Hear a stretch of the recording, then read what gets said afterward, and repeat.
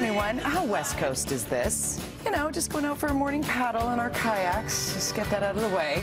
Nancy McDonald is here, associate editor of Maclean's magazine. We really do appreciate you coming in on a weekly basis to sort of wade through the political fog.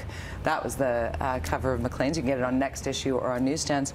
It's been fun. Thank you so much. Well, we love having you, and we're probably going to need you back here a ton because we still need to go through what a Liberal majority looks like, because if you're just waking up to it, you hadn't seen it. The Liberals won in a landslide. Yeah, a decisive majority. And what does this mean for the likes of Elizabeth May? Because we do want to talk about the Green Party, so important to so many who live particularly in British Columbia. It was a bad night for Elizabeth May. She's got to be feeling pretty despondent. It didn't look like it last night when she bounded onto the stage. She looked upbeat, as she always does, but yeah, they are exactly where they were 3 elections ago, despite her best efforts. And I think the Greens probably thought the Parliament would look a lot different today, and they would play a big role in either a coalition or some kind of anti-Harper government, but it looks like she's going to be one of many now. And, you know, 2 months ago, you and I sat on this very couch in a commercial break, and we're talking about, you know, the strategic voting and how some are saying, well, I want to vote Green, but I don't want to risk it because I don't want a Conservative government to get in again, so I need to vote Liberal or NDP at that point. People were thinking that the NDP was going to take. Do you think that strategic voting affected the Green Party? Absolutely, absolutely. That really hurt them. There were so many people who wanted to vote Harper out this time around, especially, and you weren't going to do it by voting Green. So we just have to hope she's got it in her to do this all over again when next the opportunity. I mean, one of Justin Trudeau's many promises is to bring in proportional representation, and then it's not so much a wasted ballot for those who actually want to vote Green. But we'll see. I think that's very much an open question, whether Justin Trudeau, who won a massive majority last night, is going to tinker with that electoral system. Right. He won a massive majority by 7 o'clock when the polls had just closed here, not a ballot counted. That's right.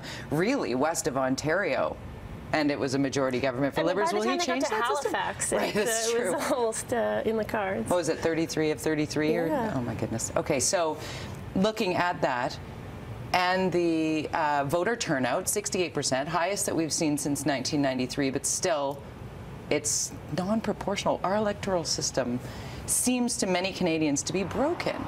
Right. Yeah, I just saw it. I think it went up by a half a percentage point, which puts it a little bit above 1993, if that is in fact true. But yeah, I think a lot of people thought it would have been even higher. What was the difference here? Do you think more youth vote? I saw a lot of people in line, younger people than I have in years past, and First Nations vote. I've heard of at least 4, maybe as many as 6 First Nations that actually ran out of ballots. Elections Canada had to rush new ballots to them, and I've heard in some places they were actually photocopying to encourage people to keep voting. And so on certain ridings like Churchill in northern Manitoba, First Nations vote was up by 20%.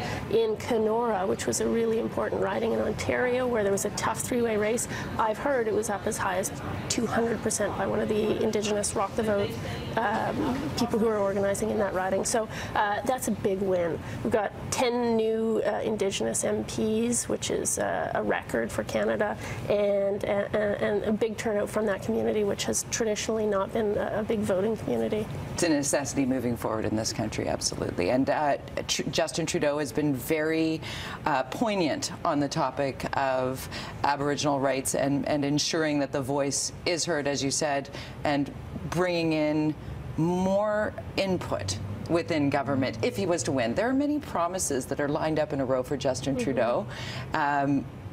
Now, after the sort of the blush of it. Yeah, I mean, one interesting thing is we could, for the first time, have an Aboriginal Affairs Minister. We've got very credible candidates here. One of Mr. Trudeau's, one of the ridings he was watching most closely was here in BC, was in Vancouver Granville. We've got Jody Wilson-Raybould, ex-prosecutor, former BC regional chief for the AFN, super formidable person, definitely going to be a bright light in the party. In Winnipeg, a guy called Robert Falcon-Willett, Cree politician who sprung onto the political scene with a mayoral run 2 years ago, another big rising star. So Yeah. If Justin Trudeau's going to walk the walk, positions that he's put himself in, we could definitely see a massive shift in that. Yeah, one of the promises that I'm most interested to see whether he comes through on is a promise that in 5 years we're not going to have any boil water advisories on First Nations. We've got something like 150 right now, which is horrific. I mean, communities where they haven't had water they could drink from the taps in 20 years. So. I'm embarrassed to say that I didn't know that until this campaign. Right. As a Canadian, we should all be aware of such things. We thank you for your input. We're going to have Nancy back, I'm sure, on a regular basis. I'm hopeful. Maclean's Magazine is great resource at any moment to be up to speed on what is going on in our country. Pick it up on newsstands or on Next Issue.